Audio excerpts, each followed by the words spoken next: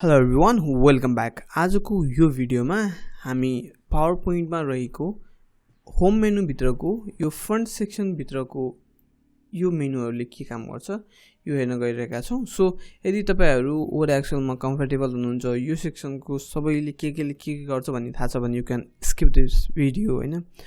नत्र भए चाहिँ यो भिडियो सँगै रहनु होला, जसमा चाहिँ तपाईहरुले आफ्नो पावर पोइन्टमा रहेको टेक्स्टहरु कसरी लेख्ने, टेक्स्टहरुमा कस्तो डिजाइन दिने तपाईहरुलाई थाहा पाउन सजिलो हुन्छ। सो अब के चलिरहेको छ अहिले, फग बाहेक अर्को पनि चलिरहेको छ। के छ भन्दाखेरि अहिले यो भयो। अब यदि तपाईहरुलाई अब यतिमा रहेको कुरा है, यतिमा रहेको के गर्छ भन्ने कुरा देखाउँछु।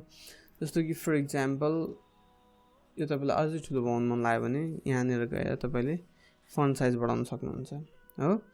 यसरी भने अब त्यो सँगसँगै तपाईलाई यसलाई पनि अलिकति ठुलो बनाउनु पर्यो भने यही क्लिक गरेपछि यहाँकोमा यसमा क्लिक गरे पनि हुन्छ, अथवा यहाँ गएर यसलाई यतिको बनाए पनि हुन्छ हो। अब त्यो सँगसँगै अब मलाई यसलाई बोल्ड गर्न मन लाग्यो भने, अलिकति बाक्लो जस्तो देखाउन मन लाग्यो भने बोल्ड गर्न सकिन्छ हो। अब इटालिक कोरोना भाइरसलाई इटालिक गरिदिउँ हो। अब कोभिड-19 लाई अन्डरलाइन गरिदिउँ हो। अब यसलाई स्याडो, अलिकति स्याडो दिएको कस्तो गर्ने हो भने यहाँ स्याडो छ। यदि स्ट्राइक थ्रु गर्ने हो भने स्ट्राइक थ्रु पनि छ हैन।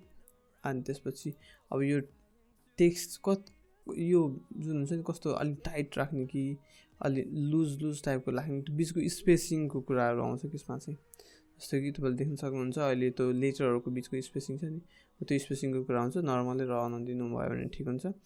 अब यिनीहरुलाई तपाईहरुको केस चेन्ज गर्नको लागि, जस्तो कि सबै अब यो तलको सबै क्यापिटल लेखियो, माथिको सबै क्यापिटल बनाउन मन लाग्यो भने यहाँनिर गएर चेन्ज केस गरेर अप्पर केस गर्नुभयो भने सबै बन्यो।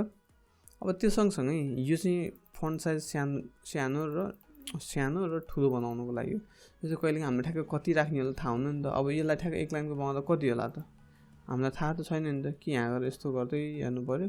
नत्र भए अर्को इजी फिचर भनेको यसो गर्दै हेर्नुभयो ठ्याक्कै यहाँबाट गएपछि यो पोइन्टमा आएर यो एक लाइनमा देखिन्छ भन्ने थाहा हुन्छ।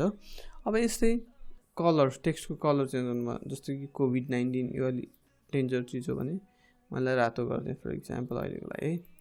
अब त्यस्तै अब यो यहाँ देख्नु भएको छ नि, यो क्लियर फर्मेटिङ भन्ने हो। जस्तो कि यदि हाम्रो यो स्लाइडमा यदि हाम्रो एडिटिङ भएको छ, जस्तो कि कलर, बोल्ड, इटालिक, फन्ट फेसहरु चेन्ज गरेको छ भने त्यो चिजलाई फेरि पहिलाको जस्तै रिभर्ट गर्नको लागि ओरिजिनल पोजिसनमा जस्तो हुन्छ, डिफल्ट जस्तो हुन्छ त्यो बनाउनको लागि क्लियर फर्मेटिङ गरिन्छ। फर एक्जाम्पल दिनुभन्दा अगाडि पहिला मैले जस्तो कि फन्ट फेस भनेको यहाँबाट तपाईले फन्टको स्टाइल चेन्ज गर्ने, फन्टको अगाडि देखिने टाइपको चेन्ज गर्नको लागि यहाँनिर आएर तपाईले आफ्नो सिस्टममा सिलेक्ट भएको, आफ्नो सिस्टममा इन्स्टल भएको फन्टहरु चुज गर्न सक्नुहुन्छ हैन। फर एक्जाम्पल अहिले मैले यो फन्ट राखेँ हो, यो फन्ट राखेँ। तलकोलाई मैले तलको कोभिड-19 लाई चाहिँ मैले यो फन्ट दिएँ हो। अब यो गर्दा कहिले के हुन्छ, मान्छेलाई मन नपर्न सक्छ, अथवा चयन गरेको एडिट भएन, यो डिजाइन भएन, यसलाई जस्ताको त्यस्तै बना, मलाई प्लेन पठाइदिए म आफ्नो हिसाबले गर्छु, अथवा कसैलाई प्लेनै राख्नु मन लाग्छ हैन। सो त्यो केसमा चाहिँ यहाँनिर गएर क्लिक गर्ने। अब कहिलेकाहीँ यस्तो केस के हुन्छ भन्दाखेरि तपाईले यहाँनिरको बटनहरु एक्टिभ नभएको देख्नुहुन्छ। अब के बुझ्न पर्यो भन्दाखेरि एक्टिभ हुनको लागि हामी जहिले पनि टेक्स्ट एरियाभित्र अथवा टेक्स्टभित्र, जसरी मैले के भन्थे भन्दा एमएस वर्डमा केही गर्नु पर्यो भने वर्ड सिलेक्ट भएको हुनुपर्छ, अथवा त्यो वर्ड प्याराग्राफ भएको साइडतिर हुनुपर्छ, कन्डिसन हेरेर हुन्छ। त्यस्तै यसमा के हुन्छ, पावर पोइन्टमा चाहिँ हाम्रो टेक्स्ट बक्सभित्र लेख्न चलन हुन्छ। सो अहिले हाम्रो कुनै पनि टेक्स्ट बक्स सिलेक्ट भएको छैन, कहीँ के भएको छैन। सो त्यो भएको हुनाले यो बटनहरु डिजेबल भएको। अब हामी यहाँ आउने बित्तिकै अटोमेटिकली के भयो, यहाँनिर यो अप्सनहरु इनेबल भयो। अब यसलाई मैले क्लिक गरिदिएँ ल, अलिकति क्लिक गर्दाखेरि तपाईको यो एउटा मात्रै डिफल्ट पोजिसनमा गयो नि हो।